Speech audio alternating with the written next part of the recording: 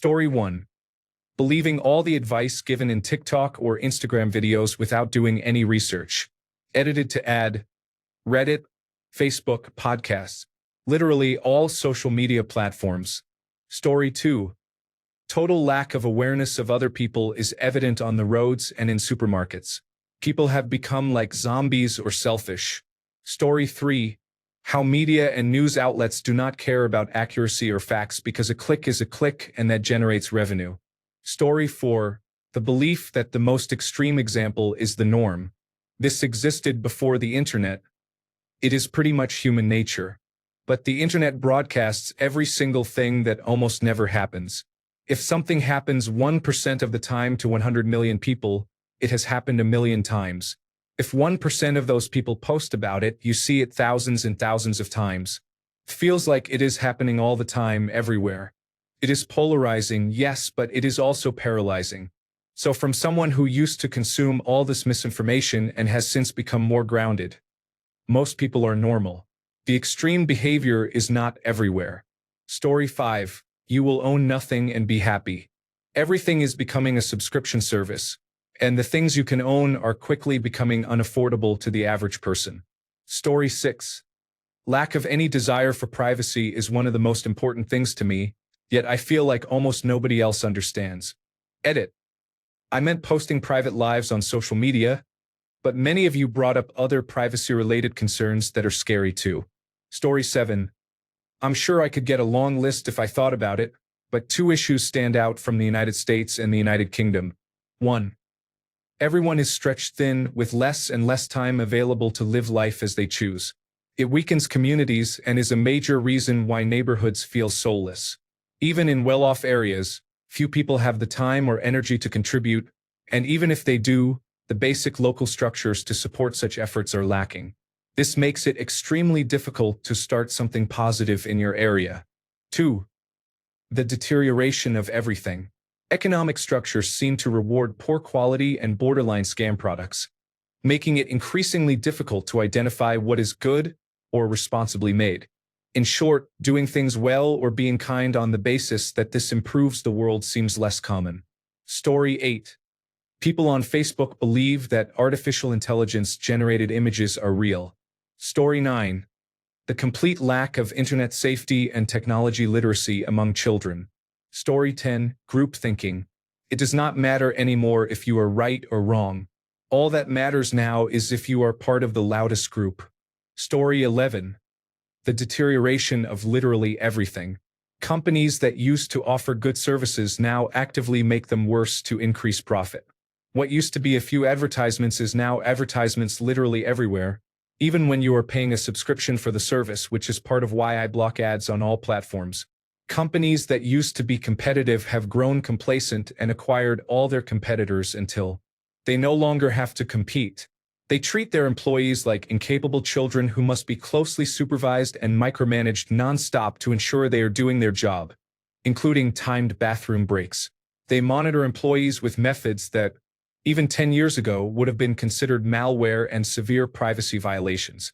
They cut full-time positions and convert everyone into contractors to avoid paying benefits. This incessant need for constant growth, aside from destroying the planet, means no company is ever satisfied with making a large amount of money. They squeeze their customers, employees, and each other until only a handful of giant faceless corporations run by. Billionaires remain. These billionaires are never content with merely owning a megayacht. They must upgrade to something even larger.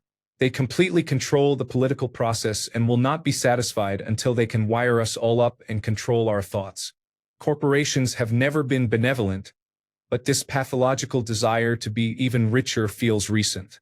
It is gross, obscene, and needs to end. Story 12.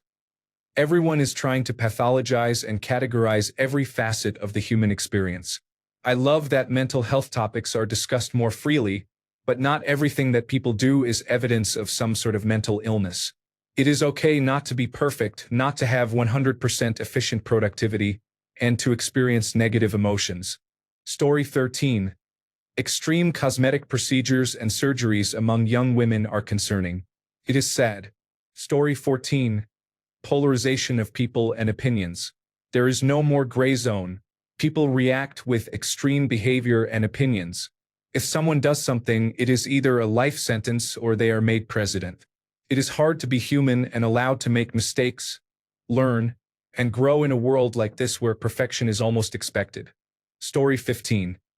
It seems that every day, people are feeling more comfortable and justified in displaying their worst behaviors and being cruel and inconsiderate of others just for amusement. If this does not stop, I believe it could lead to our eventual extinction. Humans need to value one another more. Story 16. We are already living in a post-truth world. Mainly, the mainstream media and social networks are responsible for this. Everybody makes up any false information they want for whatever political, commercial, or social agenda, and the masses accept it, especially if it serves their personal agenda. By the time the lie is called out, it is already too late. The lie has already been repeated as fact halfway across the world. History is being rewritten as we speak. Story 17. Living your entire life through a screen. Children who grew up using iPads are starting to grow up, and most of them are almost incapable of having a normal conversation with others. Story 18. Blindly trusting any influencers as experts instead of seeking real quality. Story 19. As of me writing this comment, a few people have almost touched on it, but the amount of parents using technology as a pacifier and the internet to raise their children so they don't have to is alarming. I travel frequently, and the number of parents I have seen worldwide whose kids are tethered to an iPad is horrifying. Sitting down at restaurants in public, I am often surrounded by people raising their kids this way. Their eyes are 6 inches from the screen as they click away on games and videos programmed to trigger dopamine release like a gambling addiction. Flashing lights, fast-paced action, instant gratification, loud noises, multitudes of colors. It is insane to watch. The parents are talking or using their own phones while their kids sit in a vegetative state, eyes glazed over, staring at the screen. I am genuinely scared about how this generation of children will turn out. I know it sounds like I am being hysterical, but it feels like this hands-off technology parenting is programming children for chronic needless consumerism, addiction-related tendencies, short attention spans, a need for instant gratification, anxious worldviews, and a dependence on technology to keep them engaged in their own lives. The videos showing how these kids react when separated from their iPads or phones are scary as well. The screaming, the temper tantrums, the violent outbursts. Like a junkie whose stash has just been flushed before their eyes. I have no idea what the answer is, but it is very scary to watch. Story 20. The move away from community is happening everywhere. We have people all over the world who do not know their neighbors, would not recognize them on the street, and would not help them in an emergency. Human civilization was built on community and will fail without it. Lack of community leads to much more conservative and eventually extreme behaviors and attitudes because people care only for themselves. Story 21. More and more people are just giving up and doing the bare minimum. Understandable. I can't be bothered either anymore. There is too much pressure on everyone these days. Story 22. Filming people without their knowledge or consent is becoming a serious issue. I am disgusted by the number of videos I see on TikTok where people film a homeless person experiencing psychosis and simply label it as laughing my ass off life in New York or something similar. There is zero self-awareness and zero empathy, reflecting only content-seeking behavior. Story 23. It is not okay to be nasty to someone if you do not like something about them. Nothing, and I mean nothing, is an excuse to be mean without provocation. Story 24. People move to different countries because it is different there, only to get upset that it is different. Often, they are escaping discrimination or violence, but then end up discriminating against others based on views from where they originally came. It is very frustrating. Story 25. The lack of attention span that people are developing due to social media. Story 26. The quick rise of anti-intellectualism will harm society. Story 27. Absolutely no compassion left, plus minimal community involvement. Also, we cannot forget main character energy. Basically, everyone is self-centered, entitled, social media-driven, fast-paced craving individuals. Technology is truly bringing out the worst in people. Story 28. The inability to verify information or understand a topic on which they hold a strong opinion. Story 29. Children with iPads. Some friends had a child, and he has basically grown up with an iPad in front of his face. Every time I see him, I take his iPad away and play with him. They say, he gets really excited when we tell him he is going to see you. That is true. Story 30. Many intelligent and kind people choose not to have children, while unkind and self-centered individuals continue to reproduce. This is concerning for the future of the gene pool. Story 31. It is not a trend, but because of the internet and social media, it is becoming more difficult to find friends or partners. Everyone is constantly online, dating applications are ineffective, and if you talk to a stranger, they may think there are evil intentions. People simply do not know how to socialize. Story 32. So many people online are angry. 30 years ago, the internet was the Wild West and genuinely fun. Now it verges on scary, and I am not sure why. Story 33. No one wants to be a doctor anymore. The United States has major healthcare provider shortages expected over the next 2 decades. Areas in the South and Midwest will become medical deserts, and urban hospitals will become overloaded. People will become sicker overall as their access to preventive care decreases, which adds further strain on the system until it eventually collapses. To be clear, when I say no one wants to be a doctor anymore, I mean that the current system is severely broken, and there is little incentive to make the necessary sacrifices. Story 34. The erosion of real reporting and journalism in exchange for the passing of opinion and slander as real news.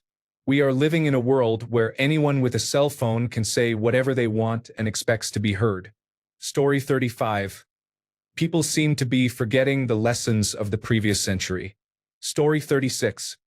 People needing to confront strangers in public to broadcast their opinions, generally but not limited to political opinions. Feel free to have your opinions. Try to remember that no one outside your family and friends cares what you think, and that you make yourself look foolish when you start arguing with strangers in Walmart. Story 37. Authentic and real relationships of all types are not appreciated. It is more about what is next or quantity. If you will not be this type of person for me, I will find someone who can. Then we all just sit alone and isolated, bitter at humans. Story 38. Not trying. I understand in some ways, but I think there is a general trend of living in comfort that prevents tough conversations, physical exertion for one's health, critical thinking, understanding other cultures or perspectives, and pushing beyond comfortable boundaries. I am aware of this myself, and it means I fall into depression at times, but I have to push through. Story 39. The breakdown of any middle ground in politics and society as a whole. Not everyone is going to like what everyone does, says, or believes, but trying to find some common ground to communicate and get along used to be something we did not that long ago.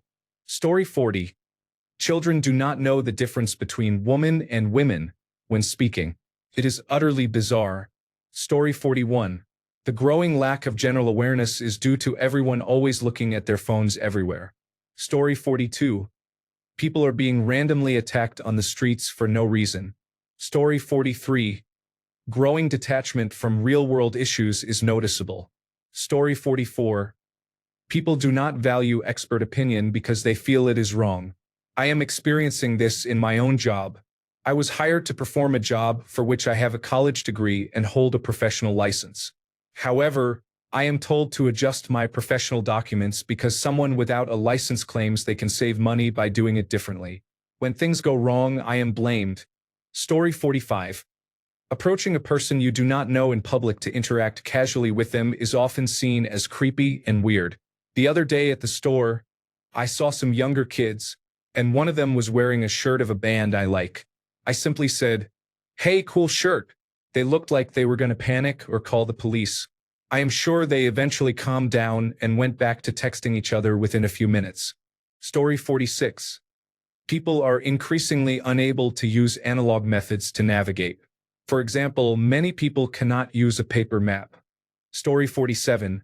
It has been coming for some time, but many people are only now beginning to see the effects of the development of antimicrobial resistance.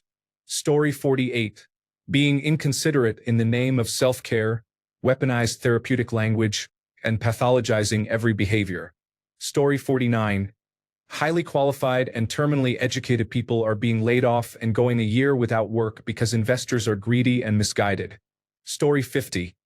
Protecting children from failure instead of allowing them to experience the consequences of their actions or inactions. Story 51. Does this count? My younger students, aged 6 to 7, are absolutely iPad kids. They get upset if they are not allowed to watch YouTube during their break times. I have asked them about their hobbies, and it is always playing on the iPhone or watching the iPad. We have 3-hour English as a second language classes daily, including breaks, and most of them cannot handle it. Story 52. The sheer lack of 24-hour places is a problem. Not only was it the easiest shift to work for employees, but socially awkward or randomly depressed people at midnight have nowhere to go. I deal with more than my fair share of friends with mental health issues, and many times the best thing was to go out for some midnight cake at the local diner. It got them out of their heads, out of their rut, and cake makes everyone happy. Story 53. Everyone is 3 seconds away from losing control. Zero impulse control. Cut someone off by accident, and it could lead to a violent reaction. Story 54. Pornhub has 42 billion views each year, with studies showing that 90% of the most popular titles feature violence against women. The average age of first pornography viewership is between 8 and 11 years old. Deaths by strangulation have increased 90% in the last decade. Andrew Tate has more than 13 billion views. A woman with broken blood vessels in her eyes from being strangled received hundreds of thousands of likes on TikTok by bragging that she is such a good submissive partner that she let her boyfriend choke her unconscious and then proceed to have sex with her unconscious body. Thousands of online communities are dedicated to the abuse of women, such as the one called Dead Eyes, where men view pornography featuring women being abused who have a look in their eyes as if they have lost the will to live. Others are dedicated to images, videos, and news stories of women raped in war, or to true crime stories of women who were raped, mutilated, and murdered. Men have been seen asking for tips on how to abuse women, how to find women with mental health issues who will allow any mistreatment, or how to go to poor countries to take advantage of underage girls and trafficking victims. Some laugh about buying an underage prostitute in Mexico and mock the way she cried. There are posts comparing a hole punched in a wall to a woman's injured body after abuse, pictures of naked women used as inanimate objects with men placing their feet or meals on them, and men saying they do not want to waste time raising a daughter and then comparing a baby girl to a sex toy. In a study of 22,000 women, when the word rape was not used, 90% had experienced unwanted sex or sexual acts. Sexual abuse of women is so normalized that many do not even recognize it. Additionally, 51% of women have been sexually assaulted by a partner while asleep.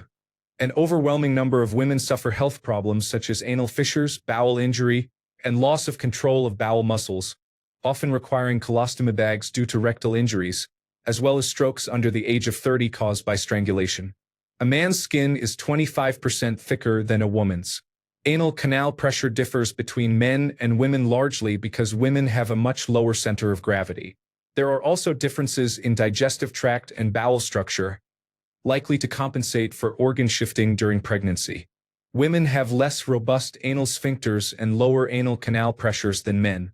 Damage caused by anal penetration is therefore more consequential for women. Story 55. The abhorrent lack of empathy towards retail, customer service, and service industry professionals is unacceptable. How dare these broke, demanding, rude, and impatient individuals dehumanize workers by cursing, yelling, throwing things, insulting, demanding, and acting like toddlers. Just be a little patient and respectful. It is not that hard. Story 56. For me, unpopular as it may be, it is the constant weakening of the meaning of words on both the right and left. Nazi, communist, genocide, sex trafficking, pedophile, grooming, fascist. These terms are used today much more broadly for shock value, whereas once they meant something much more specific and generally more serious. Maybe I am just resisting the natural evolution of language, but I think calling Trump a Nazi or Leonardo DiCaprio a pedophile is lessening the meaning of the original term. Story 57. People are becoming less empathetic towards others. Narcissism seems to be not only more common but also socially acceptable behavior. Depression is more prevalent because no one seems to care about anyone but themselves. Anxiety is more common as well. Suicide is on the rise because people cannot get the help they need before it becomes so overwhelming that they act on it. Adults are barely scraping by because prices have increased, but minimum wage has remained the same. The cost of living is unreasonable. You should not have to work 2 jobs just to make ends meet. People do not seem to have the time to parent their children because they are either too busy working or too burnt out to spend time with them. Schools lack proper funding, and teachers are burnt out because they are not paid enough. School shootings are more common now than ever. Children get bullied, abused, and neglected, and adults fail to intervene, then act surprised when such incidents occur. Idiocracy was supposed to be a movie, not a glimpse into the future. Everyone knows what is being referred to without needing further explanation. Story 58. I am also guilty of complete phone addiction. It is everywhere you look. Story 59. There is a significant decline in older people being able to get jobs over the age of 35. It seems they are intentionally trying to hire younger people because they know less about their rights. Story 60. Many students in school today, far more than in the past, simply do not care. My brother is a teacher at a middle school in an economically average area, and he has 7th grade students who cannot read at a pre-kindergarten level. Many of them struggle. The parents are also indifferent, and the students are unable to function without an iPad or phone. Story 61. Facilitated access to plastic surgery is often encouraged as something harmless. Do what you want with your body, but I would rather not see 12-year-olds and sometimes younger children exposed to people on social media promoting lip fillers as casually as getting their nails done. The artificial appearance of bodies nowadays is concerning. Story 62. People have happily enslaved themselves to their phones as the world burns around them. That is troubling.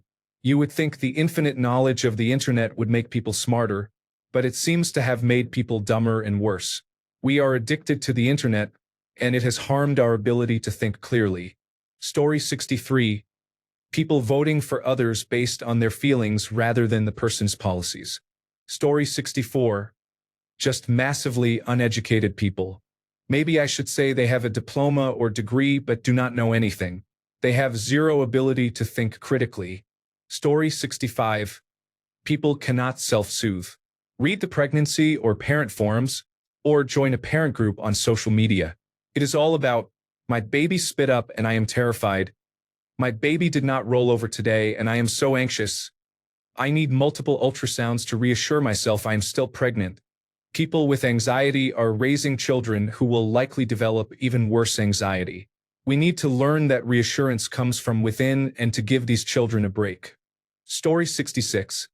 Social media has made it easier and more acceptable for people to say terrible things to one another, even without provocation. Story 67. The underpants gnome economy. Ghost jobs, fake artificial intelligence resumes, fake companies, fake credentials. Everyone right now is saying, I'm starting an artificial intelligence business. So how are you going to monetize that? We will worry about that later, if ever. We need venture capital funding first. Story 68. Everything becomes us versus them, and you cannot cross the aisle or meet in the middle for anything without being alienated by both sides.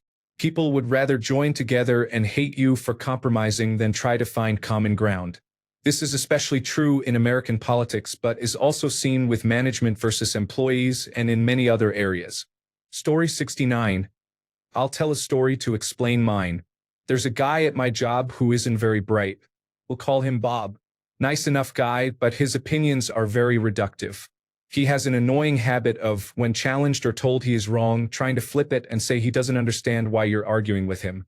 Some would say that's gaslighting, but I genuinely don't think he has the capacity to do it purposefully. It's just his knee-jerk ego defense. A couple of months ago, I was eating lunch. A nice chicken dish I made the night before for me and my wife. Smelled good, and he asked about it. I told him what the dish was. He commented that it would be too complicated for him. I explained that it involved maybe 6 or 7 ingredients, all cooked in one pan. I said, It's just meat, seasoning, and some cream over noodles, really. He said, chicken isn't meat. I just stared at him, processing what I had just heard, incredulous. Chicken is definitely meat, Bob.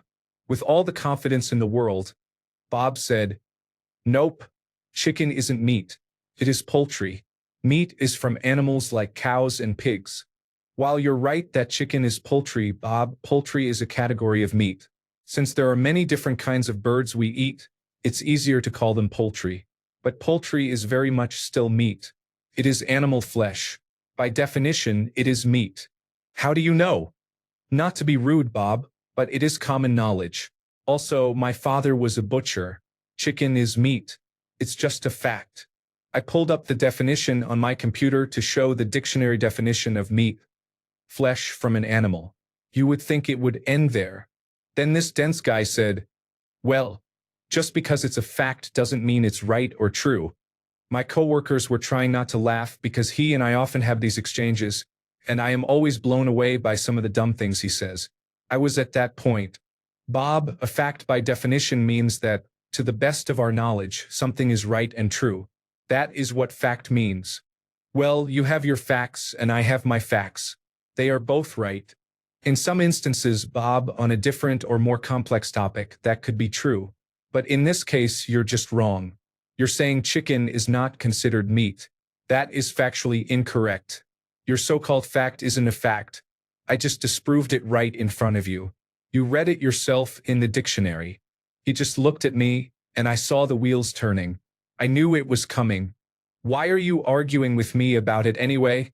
The moral of the story is this. The trend that disturbs me is that a lot of people seem to think like dear old Bob. They think opinions or, at times, blatantly wrong information are facts. They then, in the face of evidence to the contrary, say with confidence that their fact is still fact, that their misinformation is just a different shade of fact. It is not. They are just too insecure, stupid, or stubborn to admit and adapt. They either wholeheartedly believe that is how reality works, or they would rather look like a complete idiot than admit they are wrong. And they are proud to do it too. Story 70. Politics being imposed on everything.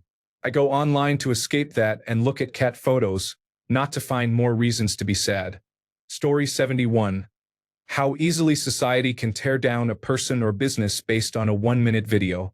Thanks a bunch for sticking around till the end of the video. Remember to subscribe, and until next time, stay awesome and goodbye.